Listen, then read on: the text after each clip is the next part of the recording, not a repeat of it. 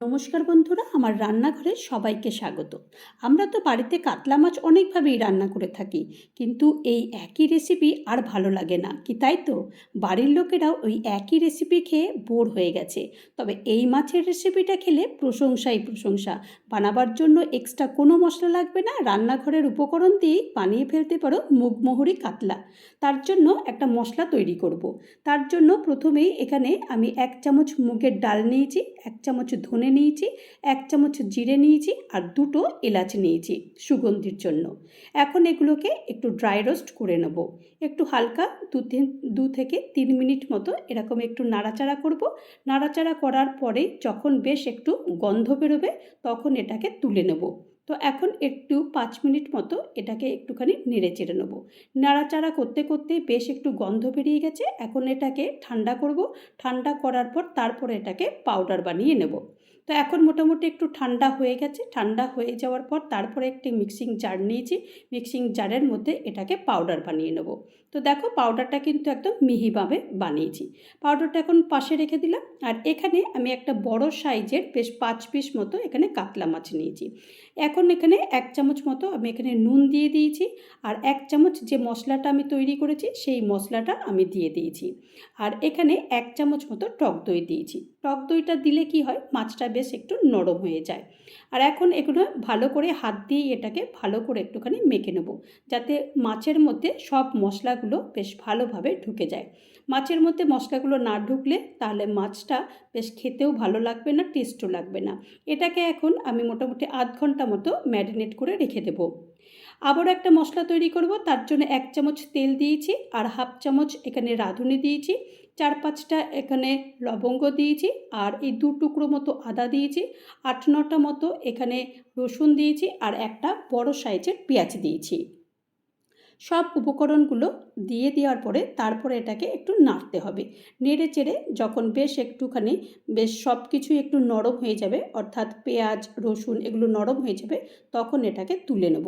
তার মধ্যেই আমি এখানে 3টে কাঁচা লঙ্কা দিয়ে দিয়েছি। ঝালটা তোমরা তোমাদের স্বাদ অনুযায়ী দিও। এর থেকে তোমরা বেশি যদি ঝাল খাও বেশি ঝাল দিতে পারো, অথবা কমও দিতে পারো। আমি একটু ঝাল কম খাই বলে একটু কমই দিয়েছি। এখন এগুলোকে ভালো করে একটু নেড়ে চেড়ে দিয়েছি। দেখো, পেঁয়াজের রঙটা কিন্তু চেঞ্জ হয়ে গেছে। তো এর থেকে বেশি আর এটাকে নাড়বো না। এখন একটা মিক্সিং জার নিয়ে নিয়েছি। মিক্সিং জারের মধ্যে এটা দিয়ে দিয়েছি।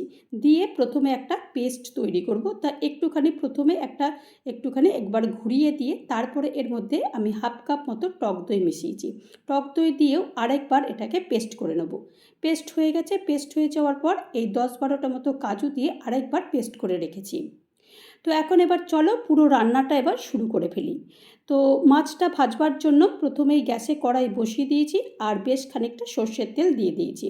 আমি এখানে সর্ষের তেলটাই রান্না করছি, তোমরা চাইলে যে কোনো তেলেই রান্নাটা করতে পারো।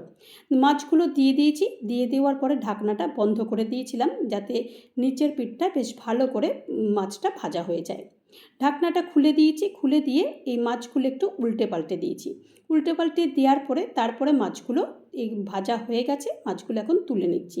মাছগুলো কিন্তু তবে এরকম কিন্তু এই আমি যেমন লাল লাল করে একটু ভেজেছি, এরকম লাল করেই একটু ভাজলে বেশি ভালো লাগে। তো এখন মাছ ভাজা হয়ে গেছে, এই মাছ ভাজাগুলো সব তুলে নিচ্ছি।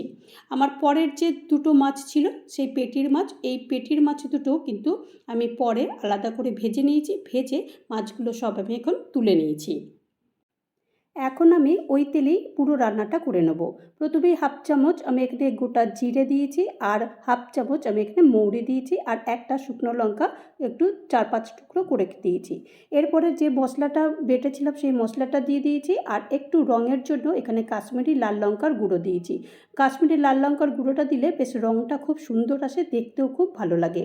তো এটা দিয়েও এখন ভালো করে এটাকে নেড়ে নিতে হবে, কারণ এখানে কাজু দেওয়া আছে, দই দেওয়া আছে, তো সেই কারণে একটু ভালো করে নাড়তে হবে।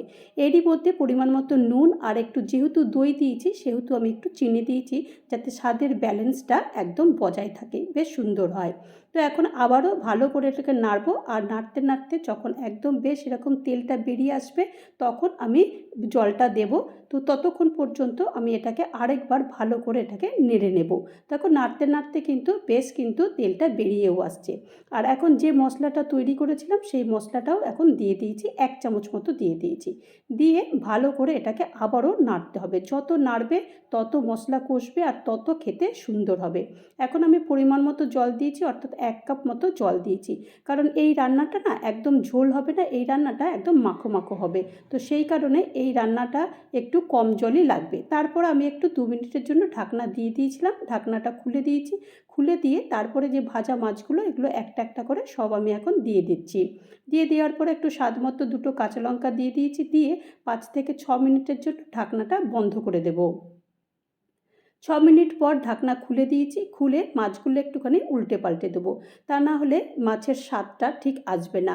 কারণ সব মাছের মধ্যেই কিন্তু পুরো মশলাটা ঢুকতে হবে, তবেই তো মাছের স্বাদ আসবে বা রান্নার স্বাদ আসবে।